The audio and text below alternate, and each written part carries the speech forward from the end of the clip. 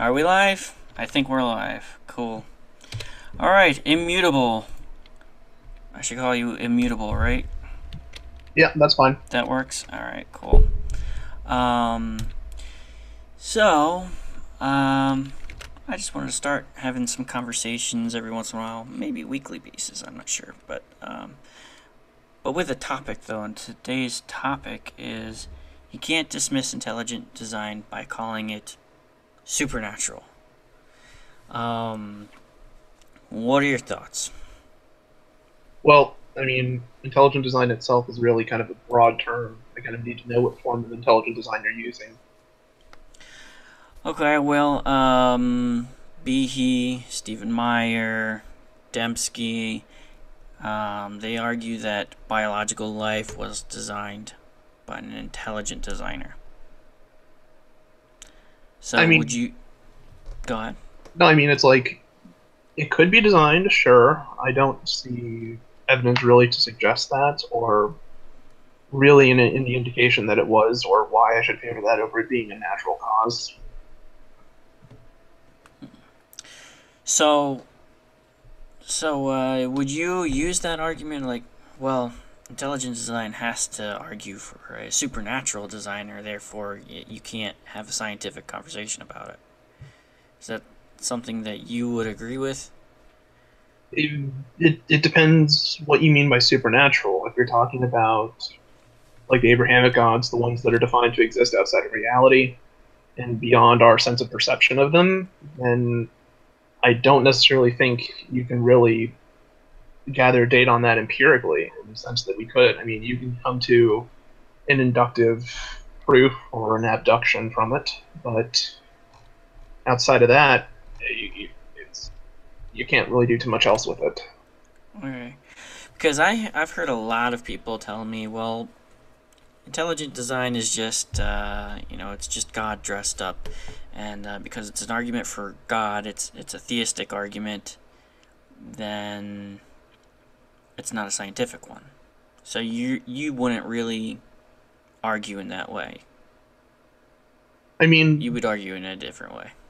the history of intelligent design is used for theistic purposes. It isn't exclusively theistic. You can say that it's some kind of natural source, which is fine. It still kind of runs into the same basic issue. It's just historically that's what intelligent design is used for. Okay. Um, all right, so I guess then you wouldn't dismiss it for that reason because you're saying it doesn't have to necessarily be a supernatural designer.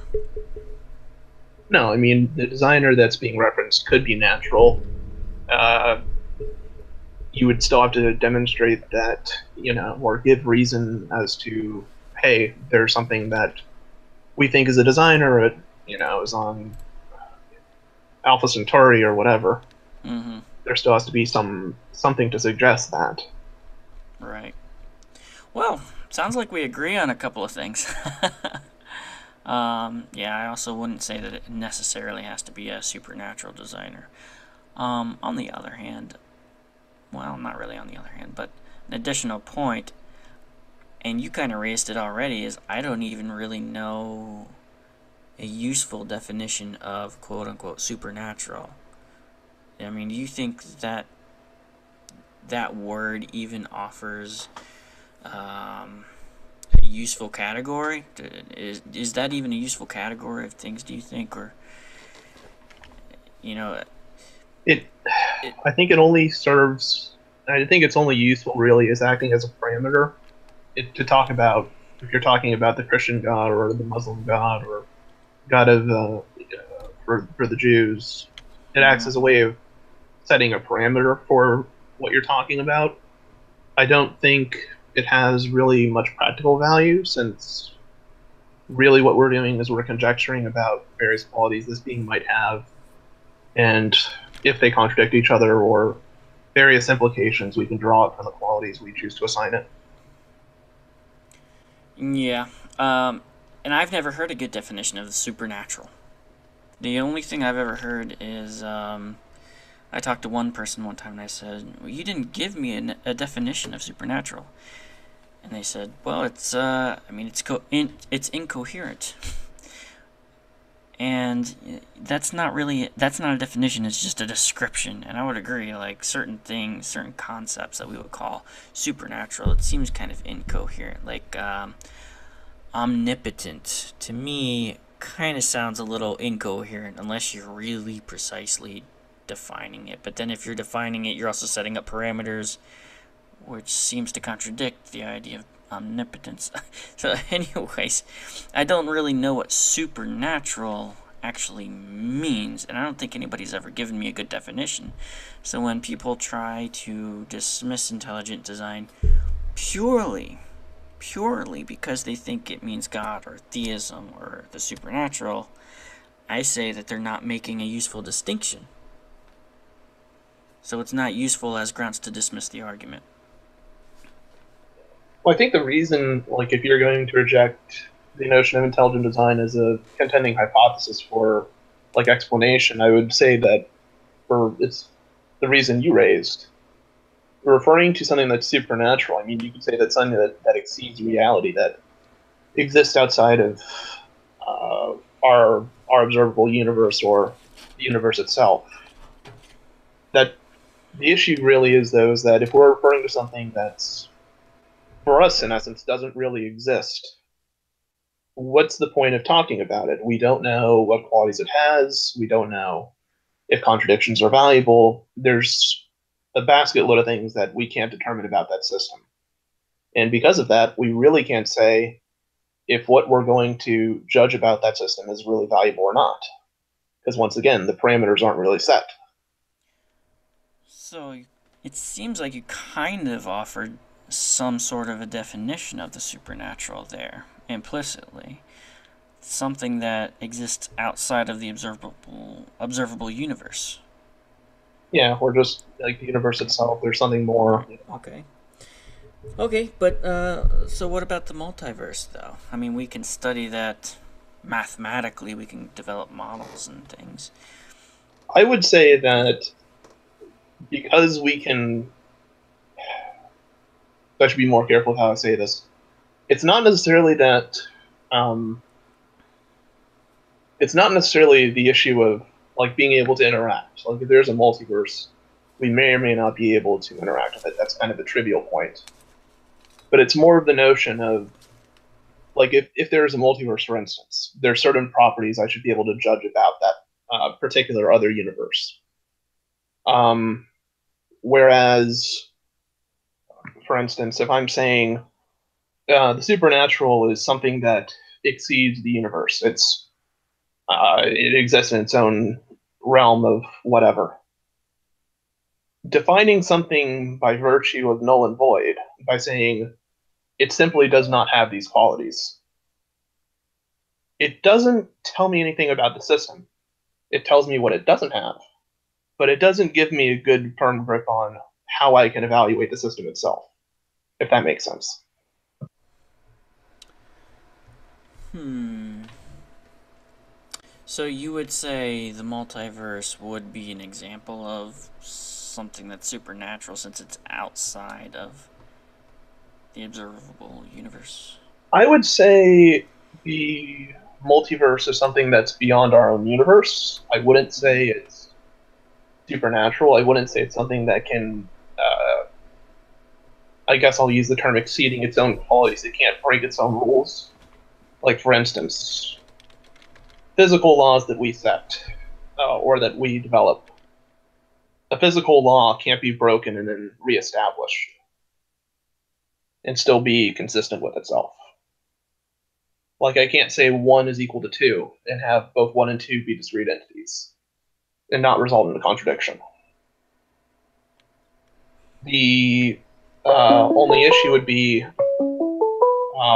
considering, do I consider contradictions valuable? Is it okay for 1 to equal 2? Is it okay for these entities to be non-discrete? So you think the supernatural necessarily involves contradictions?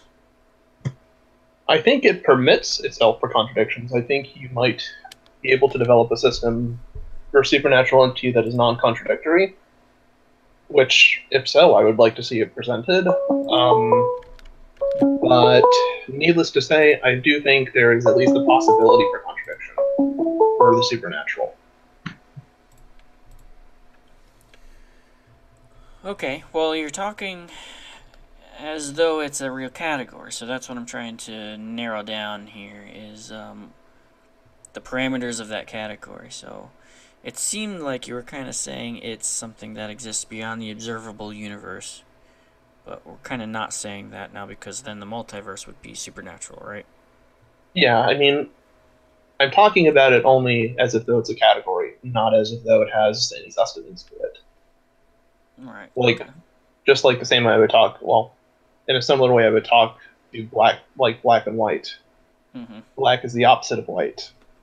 I refer to uh, the supernatural in reference, well, by referencing the natural, because not referencing the natural, it the only way I can really grasp the supernatural is by saying that it's not equivalent to, in any way, the natural world itself. Okay.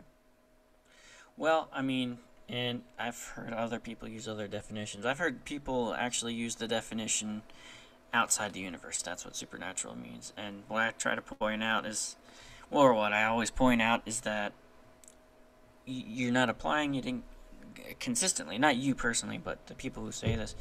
Like, if you say that anything outside the universe is supernatural, then you've got the multiverse, and scientists study that. So I guess that's another question. If the quote-unquote supernatural existed, you think it's something that scientists could have any kind of valuable conclusions about? Or develop valuable conclusions about? To an extent, there's debates within physics communities about if we'll be able to detect multiverses via using string theory or wormholes or all these other different kind of conjectures that are being put forth. Um, it could be that we detect the presence of a multiverse. Uh, who knows, really? It's a matter of time. It could happen. It may not be possible. I think the universe, though, the Interesting. conventional definition for it means that, well, a general definition of the universe is the set of things that exists with some properties assigned to it. Okay. So, under that definition, if God exists, then he's natural. He's natural um, in the sense that, well, would you say that existence is contingent upon uh, observance or being able to detect something? Um, sure. Sure. Well, You mean determining something's existence, or you mean actual ontological existence? well, I mean, like as far as we're concerned, um, Okay, like sure. I can't see ultraviolet light, for instance, but I know it exists. There's ways I can detect it. Hmm. Um, And if we it's can't not detect it, necessarily a, huh? so if we can't detect it, it might as well not exist. In other words, it's Yeah, the if there, same as in not existing if we can have no way of detecting it. right, if there is no way for us to really detect it, if there's no really a way for us to infer its causality, then it may as well not exist. It doesn't mean that it doesn't, but the point of it existing kind of becomes trivial at that point. Right. So you're saying if God exists, then he's natural, but if we can't detect him, he may as well not exist. Right.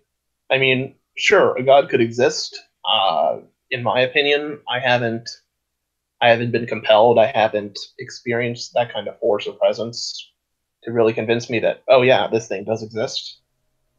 So to me, it doesn't really. I'm an atheist, so I don't see God as an existing entity. I don't see it as natural. Mm-hmm. Okay. But if you had evidence or something that might indicate the existence of, you know, something you might refer to as God, um, then you would understand that entity to be a natural entity. Sure, I would understand that entity to be something that exists, something that's, in a sense, natural. Right. Okay. Yeah. So, let me throw out something else that I read somewhere a number of years ago, that I thought was kind of an interesting semantic argument. Um, it said that the proper contrary to natural is not supernatural, but intelligent. And, well, let's just go from there. What do you think about that? Yeah, sorry, can you say it again? I think my connection just cut out for a moment. Oh, no problem. I heard an interesting semantic argument one time. It said that the proper contrary to natural is not supernatural, but intelligent cause. Without me elaborating anymore, what's your your gut instinct on that? What's your initial take on that? That's actually kind of odd. It's really a kind of weird definition to say something that's non-natural is non-intelligible. Um, I don't know. I don't think that's necessarily true. We have probabilities for things that occur. Those probabilities occur independent of one another, and they each produce their own results. Sometimes they're the same result. Um, does that mean it's unnatural because it doesn't occur with a sense of direction? No, it's still natural. It's still permitted. Um, yeah, I don't see how that follows really. Well, I think you can look at the way that we use language, and I think you can develop somewhat of a case for this, that the distinction is at least useful. Like, we distinguish between man-made things versus naturally occurring things all the time. So, just naturally, we've developed this into our language, this distinction between naturally occurring things versus artificiality. In other words, designed or brought about by a conscious mind. So it seems to me that if you just look at the language, it's just naturally a useful set of categories. I wouldn't I wouldn't necessarily go that far. It depends how you define naturally. Um, the the term artificial kind of falls more under like a subclassification of natural uh, than it does another category than acting as a dichotomy.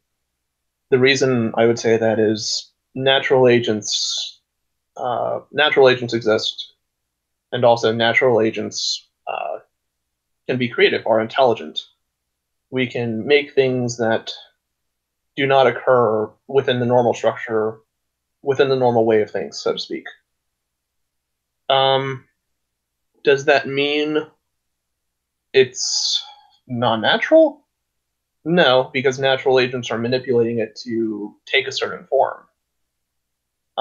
Is it non-natural in the sense that it would form on its own without the use of interaction from an intelligent agent? Yes. So it kind of depends on the differentiation there. Mm, okay. Yeah, well, I mean, what about if you're trying to tell if something occurred through natural cause or um, intelligent cause? I mean, I see what you're saying where an intelligent cause, it relies on natural cause, or I imagine that's where you're kind of going with that, right? Yeah, But that's if you're correct. if you're looking at it causally, like for example, in historical science, when you look back in time, you don't look at one little thing in the whole timeline and say, oh, this one little thing caused everything that came after it. what you do is you look at the event that made the difference. Like, for example, the event that made dinosaurs go extinct was that meteor that crashed into the Earth. It wasn't all those other little events that happened before that. So you would say that that was the cause of the extinction. So I guess when you're looking at something, at an effect, and you're trying to determine was this natural or intelligent, it seems like these are two good causal categories. We're trying to figure out which category of cause was the cause that made the difference, that brought about the effect. So it seems like it's Sure, I would just say that useful. the main nick, like with intelligence, is that intelligence kind of, in a sense, implies intentionality to it. So when an agent acts on something, there's a general result that tends to be produced. It's, in a specific sense, it's probabilistic, but it's more guided. The agent is manipulating the system such that the system produces one result more times than another, or is more likely to produce one result over another. Yeah, introduces a bias. Yeah.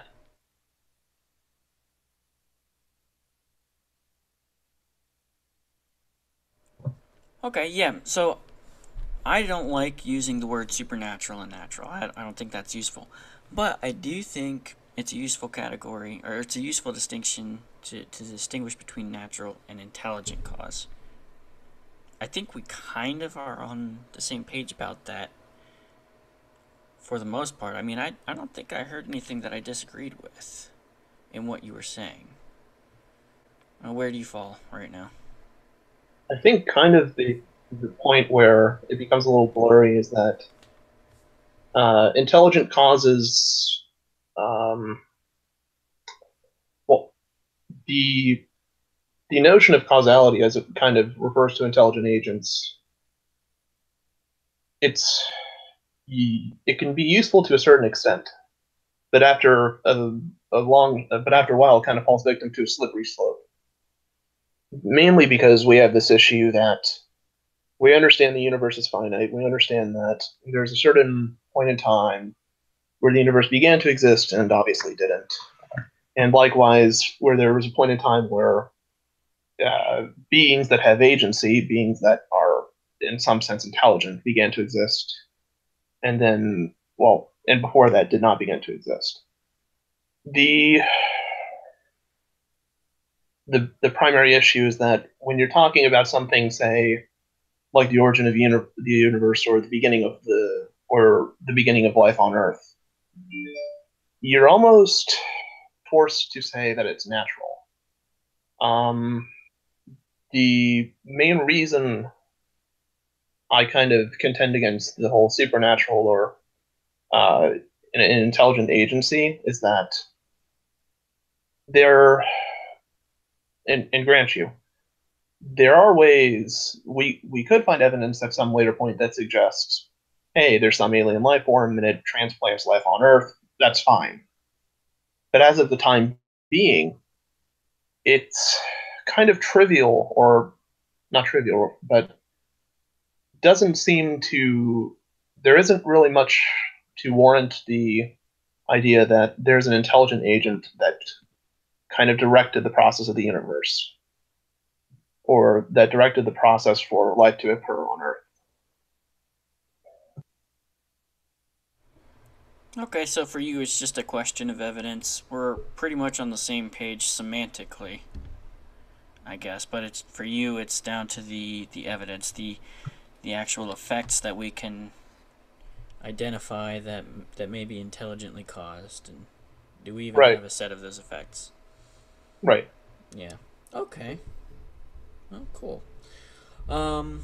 Well, I guess on that topic, I don't really have anything else. Is there any question you might have for me, or any other topic or anything? Not really. Alright, well, in that case, I guess we'll wrap it up. It was good talking to you. Yeah, nice talking to you. Yeah, I'll try to do this every Tuesdays for a little bit, so just keep that in mind if you're Yeah, I available. think a friend of mine. Well, I don't know. A friend of mine might want to come in. I'll ask him. Okay, cool. Definitely. I'll post the topic ahead of time. I've already got one for next week, so I'll let you know. Alright, well, I'll talk to you later. All right, good chat. See you around. Alright, bye.